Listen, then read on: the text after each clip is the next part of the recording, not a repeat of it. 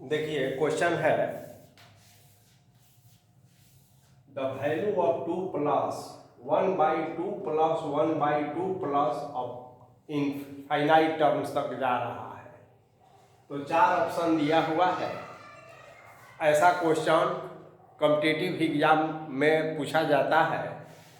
तो आप देख लीजिए, इसको हम x मान लेते हैं। लेट x इजिकल टू पूरा।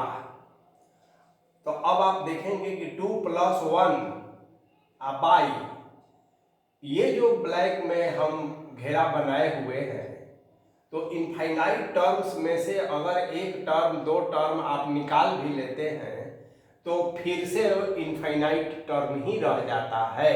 ये नियम है। यानी इस वोल वाला को हम फिर से x लिख सकते हैं। तो अब हमारा जो इक्वेशन होगा x इजिकल टू 2 + 1 बाई गोला वाला को फिर से हम x लिख सकते हैं। इसको सिंप्लीफाई किए तो इतना हो गया और इससे जो है हमें इतना मिल गया। अब इससे आप परिचित हैं, यह एक क्वाड्रेटिक इक्वेशन हो गया। ax² + bx + c = 0। अब इसका रूट्स आप निकालना जानते हैं। Formula minus b plus minus √b² - 4ac, ये सारा मान दिया हुआ है। तो इसको सिंप्लीफाई कर लिए हम। प्लस माइनस माइनस प्लस होता है और ये 4 8 यानी 2√2 हो गया। अब बाई 2 कॉमन है तो 1 ± √2 हो गया। यानी कि दो वैल्यू, एक 1 + √2, एक 1 - √2।